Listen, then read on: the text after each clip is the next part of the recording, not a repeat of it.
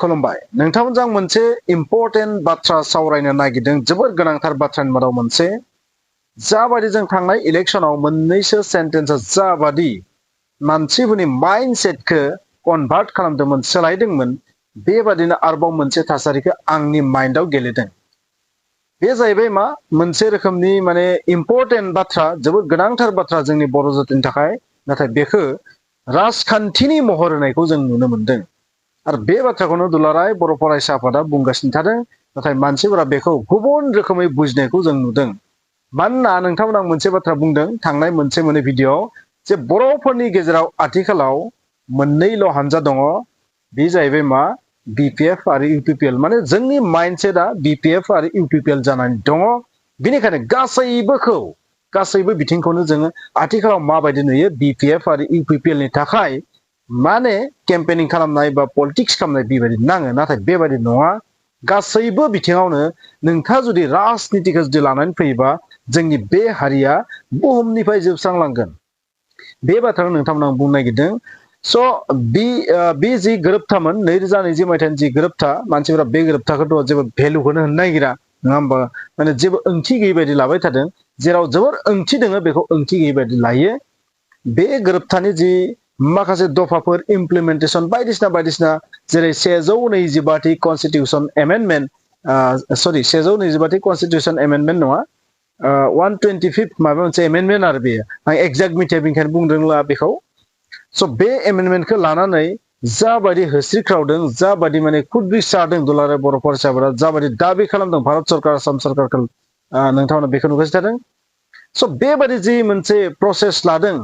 बेबायदि जि खामानि मावदों बेबायदि मोनसे धरना कार्यसुचि लादों बेबायदि बायदि रोखोमै माने सरकारखौ दाबि खालामदों बेखौ माने मा बुंनो नागिरदों गोबां मानसियानो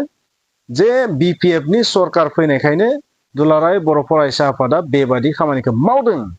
नाथाय बेयो 100% मिसा बाथ्रा बेयो पलिटिकेल वार्ड बेयो बै जायफ्रा बुंदों खारन दुलाराय बर' फरायसा आफादा दिनैसिमहालागै जातिनि मोनफ्रोमबो खैफोदनि समाव बेबायदि होस्रिख्रावबोदों आरो बेबायदि खालामनायखायसो दिनै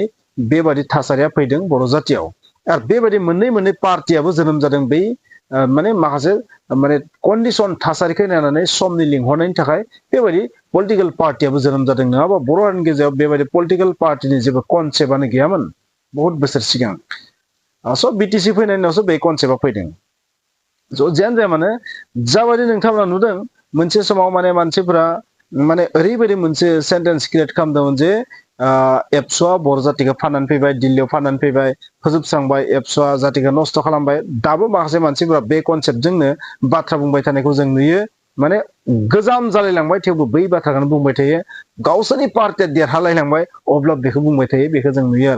आरो दाबो नोंथाङा जुदि दुलाराय बर' फरायसाफोरनि बबेबा मोनसे मोजां खामानिखौ जुदि बाख्नायोबा मानसिफोरा मा होनगोन माने नों आमुक पार्टिनि बा एबसुनि नों ओरै बेबायदिखौ बुङो आरो माने बेबायदि कनसेप्टआ जोंनि जातिनि गेजेराव माने बिराद माने गोख्रोङै रोदा सुनानै दं आरो दाबो आरो बेयो जोंनि जातिनि थाखाय मोजां सिम्बल नङा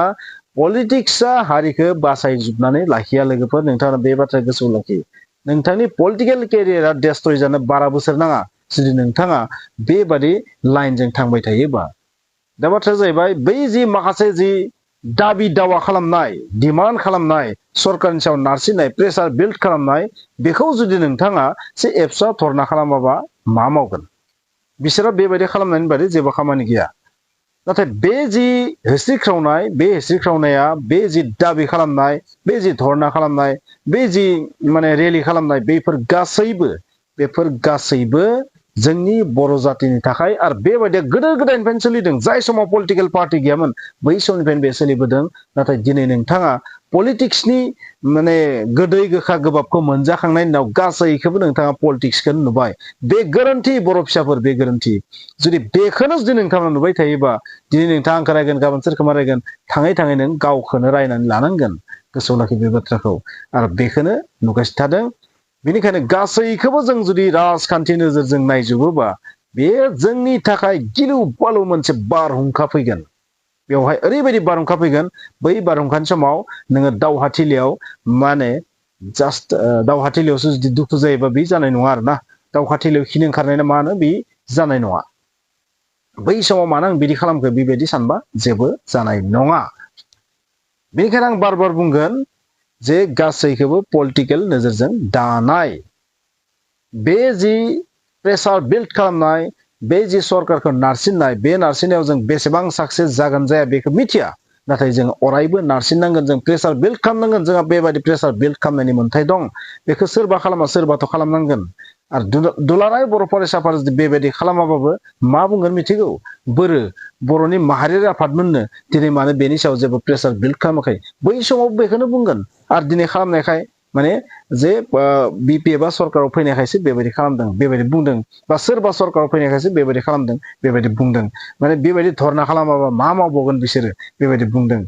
बेबायदि बुंनाया अयनाय इनाय पाप बेयो जातिनि थाखाय बेयो मोजां नेरसोन नङा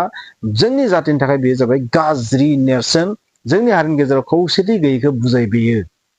बेनिखायनो बे बिथिङाव बयबो बर' मानसिफोरा चुप थानायानो मोजां जे दुलाराय बर' फरायसा आफादा दाथ' जेबो पलिटिकेल राव बुङाखैना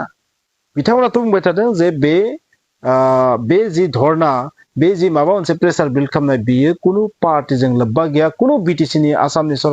बिटिसिनि सरकारजों लोब्बा गैया बेयो कुनु बिपिएफ इउपिपिएल पार्टिजों जेबो लोब्बा गैया कंग्रेस बिजेपिजों जेबो लोब्बा गैया बे जाहैबाय मा डाइरेक्ट भारत सरकारनि सायाव नारसिननाय बेसो खारन बे मोनसे दलिल होनना बुंबाय थादों नाथाय बेखौनो गोबां मानसिया बुजिया आरो माखासे मानसिफोरखौ नोंथांमोना नुबाय थादों जे बे जि मोनसे सेन्टेन्स जे बिपिएफनि सरकार फैनायखायसो बेबायदि माने खामानिखौ मावदों एबसुआ बे सेन्टेन्सआनो जाबायदि थांनाय इलेक्सनाव मानसिफोरखौ माबायदि माइन्डसेटखौ चेन्ज खालामदोंमोन जे एबसुआ बर' जातिखौ दिल्लीयाव फाननानै फैबाय बे साधारन बेफोरबायदि मोननैसो सेन्टेन्सआनो जाबायदि माइन्डखौ डाइभार्ट खालामदोंमोन बे सेन्टेन्सखौ बिसोरो आखायाव लालायबाय दानिया हाबा आरो लानानै बुंबाय थादों जे बिपिएफनि सरकारखौ थलं थफं खालामनो थाखायसो बेबायदि धरना कार्यसुचि बेबायदिखौ लादों नाथाय बे दाबियाव जों नुनो मोनदों बेवहाय बिटिसिनि सरकारजों जेबो लोब्बा गैया रियेलिटिया बेनो नाथाय बेखौनो जोंनि मानसिफोरा बुजिनायाव आरोबाव फेलें जानायनि चान्स दङ माने गासैखौबो राजखान्थिल' नुग्रा जाबाय आरो ना राजखान्थिनि गोदै गोखा गोबाबखौ मोनजाजोबनायनि उनाव गासैबो बुस्थुआनो पलिटिक्स जाजोबलांबाय आरो ना बबेखानि गासैबो बिथिङानो राजखान्थिजों एसे नङा एसे लोब्बा थायो नाथाय जातिनि सार्थनि थाखाय मोनसे मोननै बुस्थुआ पलिटिक्सजों रिलेटेड थानायाव मा लस दं दिनै जुदि बेबादि होसिख्राव दाबि खालाम जुदि जों बेबायदि पावारखौ मोनामोनबा दिनै नोंथांमोना बेबायदि पलिटिक्स खालामनानै मोनजानाय नङामोन बेबायदि गावनि हारिखौनो गावनो खुंनो मोननाय नङामोन आरो बेबायदि खामानि मावनायाव बांसिन 90% बिबानाथ' दुलाराय बर' फरायसा आफादनिनोमोन दुलाराय बर' फरायसाफोरा दिनै जातिखौ गोख्रों खालामनायाव मैखोम बिहोमा दङ बेखौ दिनै मिथिनानै जों मानो सिरि थायो बेखौ मिथिनानै मानो मिथिजाफ्लाय बे आसरित माने जोंनि बर' मानसिफोरा आजिखालि गासैबो एक्टरबो जाजोब्बाय नामा गासैबो एक्टिं खालामनो रोंजोब्बाय नामा गासैबो पन्डितगिरि जाजोब्बाय नामा दिनै नुनो मोनदों जे मोनसे समाव बर' जातिनि मानसिफोरा साकरि बाकरि जेबो मोनामोन माने नोंथांमोना बेखौ मिथिगौ जोंनि मानसिफोरनि सायाव माने जोंखौ प्रेसार माने गादबनानै बेबायदि बन्सित डिप्राइभ खालामनानै दोनोमोन नाथाय जेब्ला जोङो दानि समाव नुबाय बिटिसि जानायनि उनाव गोबां मानसियानो साख्रि मोननो हमबाय नाथाय बहाबा मोनसे फिसा घटना जायोबानो जोंनिया बायदिसिना नाथाय बिनि सिगां बेसेबां घटना खालामलांबाय बर' जातिखौ एसटिफोरनि खथाखौ बेसेबां जेनेरेल मानसिफोरा साख्रियाव हाबनानै थाबाय गोदो गोदायनि समाव बैफोरखौथ' रावबो बुंनो रोंदिया नाथाय बर'फोरा मा गावबा गाव आदा बुगाव बेनिखायनो बै जि करापसन नामनि मोनसे जि मुवा बे करापसनखौ फोजोबनो थाखाय जों मा खालामनांगोन सम जोङो टिट फर टेटबो जानांगोन जुदि दिनैनि थासारियाव जोंनि हारिया जुदि गोख्रोङै गसंथानो थाखाय जों जुदि साम दाम दन्द भेट जुदि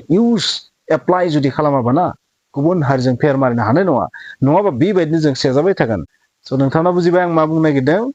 स' दुलाराय बर' फरायसा आफादा जाय टारगेटखौ लानानै दिनै होस्रिख्रावदों बेवहाय पलिटिकेल जेबो हेम्पार गोलैया बबेखानि बै पलिटिकेल पार्टिया जुदि बेहाय उल्टा पाल्टा बुंना होयोबा बियो जोंहा लससो जागोन बिसोर सिरि थानाया मोजां आरो जायफोर नोंथांमोना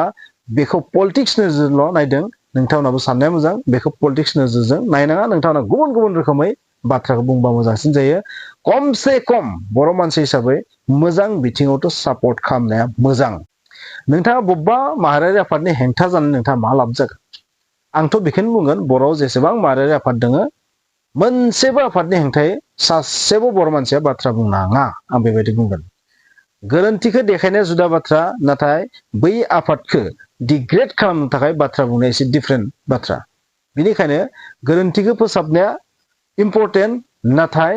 डिग्रेड खालामनो थाखाय बाथ्रा बुंनाया डेस्ट्रय खालामनो थाखाय नाजानाया बेयो जोलैनि हांगार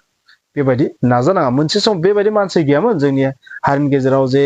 बेबायदि बबेबा माहारियारि आफादखौ फोजोबस्रांनाय टारगेटजों माने खामानि मावग्रा मानसि गैयामोन नाथाय आथिखालाव बहुत उजिबाय गावखौनो बहुत इन्टेलेक्सुवेल होनना सानो नाथाय बेयो खहा गोनां बर'नि थाखाय खमसे खम पलिटिकेल पार्टिनि सार्थआव नोंथाङा बबेबा माहारियारि आफादखौ डेस्ट्रय खालामनो नाजानाङा नोंथांमोना बेखौ आसामनि पलिटिकेल लिडारफोरनिफ्राय सोलोंनो हायो बे बाथ्राखौ नोंथांमोना नुगोन आसामनि सासेबो पलिटिकेल पार्टिनि नेताफ्रा दिनैसिम आसुनि सासेबो नेताखौ दिनैसिम हैदबो सोदोब होनफेराखै टु शब्द बुंफेराखै मोनसे ओरैबायदि सेन्टेन्स बुंफेराखै जाय सेन्टेन्सआ आसुनि मानसिफोरखौ माबा मोनसे जोबोर रागा जोंनाय बेबायदि क्रिएट खालामफेराखै अब्ला बेनिफ्राय जों मानो सोलोंनाया जोंनिया मानो रायो जोंनिया मानो माने जोंनि लिडारफोरखौनो मानो रायो जोंनिया मानो माहारियारि आफादनियावल' गोरोन्थिखौ नुयो मानो गावनियाव गोरोन्थिखौ नुवा बे साननो गोनां बेनिखायनो आं बुंदों बुजिनाया मोजां बे मोनसे सेन्टेन्सखौ लानानै बेखौनो जुदि नोंथांमोना जुदि नेक्स्ट इलेक्सनाव एप्लाइ खालामोबा बेवहायनो जुदि जोंनि मानसिफोरा मूर्ख जानानै जुदि गिदिंलाङोबा बे हारिनि थाखाय खहा गोनां नोंथांमोना जुदि जे BPF सरकार फैनायखायसो एबसुआ बेबायदि धरनाखौ लादों बेखौनो जुदि पाब्लिकआ फोथायोबा बबेखानि जोंनि पाब्लिकफोरा बहुत टेलेन्ट बहुत बुजियो नाथाय पलिटिक्सनि बेलायाव दाबो जों एसे जाम्बायानो आरो बर'फोरा दाबो जाम्बायानो नङाबा एबसुआ दिल्लीयाव बर' हारिखौ फाननानै फैबाय बे बाथ्राखौनो एसेबां फोथायनाय नङामोन थेंक इउ बे सोमावसारनाया भारत सरकार आसाम सरकारा जिहेतु बे सुक्तियाव एग्रिमेन्ट जादोंमोन कमिटमेन्ट होदोंमोन प्रतिश्रुति होदोंमोन बे लेभेलाव जोङो आन्दलनखौ खालामदों बे आन्दलना कुनु पार्टी बा कुनु आफाद अर्गेनाइजेसननि बिरुदि नङा सोरबा दिनै बुंनो नागिरो जे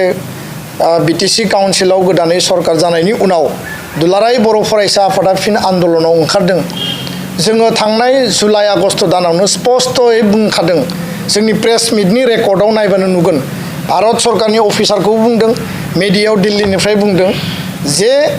फैबाय थानाय पार्लियामेन्टआव बिल पास खालामनांगौनि थाखाय दुलाराय बर' फरायसा आफादा अक्ट'बर दाननिफ्राय सोमावसारगोन आरो दिनै एमेन्डमेन्ट आरो एकर्ड इमप्लिमेन्टेसना BTC BTR सरकारनि एक्टियारनि बाहेराव आरो बिनि थाखाय जों भारत सरकारखौसो प्रेसार होदों आसाम सरकारखौसो प्रेसार होदों बियो प्रमद बर'नि सरकार थानाय दिनै हाग्रामा महिलारिनि सरकार थानाय बिनि बिरुद्धे बा बिनि एगेन्स्टआव बे आन्दलना नङा दा बेखायनो आन्दलना जाबाय एकर्डखौ मावफुंहोनायनि थाखायसो भारत सरकारनि माने खाथियाव जोंनि दाबि आरो प्रेसारखौ लाखिनानैसो दा बेखौनो राजखान्थियारि माखासे सुबुंफोरा व्यक्तिफोरा पलिटिकेल कालार होनो थाखाय एबसुआ फिन आन्दलनाव ओंखारबाय बे आन्दलनखौ कालार होनो थाखाय सोरबा बुङो जे बिथांमोना आन्दलन खालायबा मा खालायगोन आरो जों जातिनि थाखाय आन्दलन खालामदों एकर्ड मोनसेया सुक्ति मोनसेया बे जातिनि मोनसे दलिल जातीय बे अधिकारनि मोनसे दलिल आरो बेयाव सोरबा व्यक्ति सोरबा संगठननि बेयाव लाब लक्साननि खोथा लिरनाय गैया जाय फैगोन बेनो बे अधिकारखौ लानानै जोङो इयुन जेनेरेसना फिउचार जेनेरेसना आवगायलांनो हागोन दा बेखायनो BTC आरो BTRनि एक्टियारनि जिहेतु बे मेटार नङा बे जाबाय भारत सरकारनि संबिधान संशोधन खालामनायनि मेटार 2003आव BTC एकर्ड जादों 2004आव BTC एकर्डनि जि क्लज दङमोन 6 शिड्युल बे 6 शिड्युलखौ भारतनि संबिधानाव लकसभा राज्यसभायाव बिल पास खालामदों एखे पलिसिजों 2020आव जि एकर्ड जादों बेखौ एमेन्डमेन्ट खालामनानै सोदांनानै मर आपग्रेड मर अट'नमि लाबोनांगौनि थाखायसो दिनै 2025नि नैबे विन्टार सेसननि पार्लियामेन्टआव बिल पास खालामनो थाखायसो बे आन्दलना जाय खामानिखौ हाग्रामा महिलारिया 2003आव मावदों 4आव मावदों आरो दिनै बिथाङा गावनि खुगाजोंनो बुंदों जोंथ' 2003आव सुक्ति खालामबाय 4आव बिल पास खालामबाय 2020आव सुक्ति खालामबाय 2025नि गेजेराव मावफुंनांगौ 25नि पार्लियामेन्टआव बिल पास खालामनांगौ आयेननि मर्यादा संबिधानिक भेलिडिटि कन्स्टिटिउसनेल बेयो मोनसे स्टेटास मोनगोन आरो अब्ला बे एकर्डनि पुर्नांग जि मर्यादा बे मर्यादाया जागोन बेखायनो बेफोरखौ लानानै राजनिति खालामनांगौ बुंनांगौ गेलेनांगौनि खोथा गैया आरो आङो नुदों जे सोरबा सोरबा माने गंगायाव फोजावहरनांगौ माबायाव फोजावहरनांगौ होननानै बुंदों बेफोरबायदि व्यक्तिफोरनि जि माइन्डसेट आरो ब्रेन आं सानो जे बिथाङा बोरायनानै बिथांनि मेलेमा माने राइट डाइरेक्सनाव गैया हयथ' बिथाङा माने मेलेमाव कनफ्लिक्ट जादों आरो बांद्राय बैसो जानानै बांद्राय बिबिरां खोथा सानोबा बेबायदि सिन्ता गाज्रि साननाय गाज्रि अयभास गाज्रि खोथाफोरा खुगायाव फैयो आरो बिनि बारा आं बिथांखौ माने जेबो रिप्लाइ बा रिएक्सन आं होनो साना दुलाराय बर' फरायसा आफादा गावनि ओन कर्स अफ एक्सनाव जातीय स्वार्थनि थाखाय जातीयताबादनि थाखाय हारिनि रक्षणाबेक्षणनि थाखाय खामानि मावलांगोन आरो बेयाव कुनु कम्प्रमाइज गैया बे एसटिनि मेटारावनो जा बर' हारिनि रक्षणाबेक्षणनि मेटारावनो जा बड'फाया जि आदर्श होनानै गालांदों बे आदर्शखौ लानानै जों हाबा मावलांगोन बेखिनि खोथाखौनो आं स्पष्टयै बुंबाय गोजोन्थों दा गोबां खेब जोङो बुंदों जे बावैसो बिटिसिआव बिसायख'थि जालांबाय गोदान सरकार फैबाय हाग्रामा महिलारि मानगोनां बिथाङा गोदानै बिटिसिनि गाहाय हिसाबै अथ टेकिं लाबाय बिबान लाबाय प्राय दान मोनसे दिनै जोङो सम बे बारबाय आरो बे टाइमाव जोङो बुंदों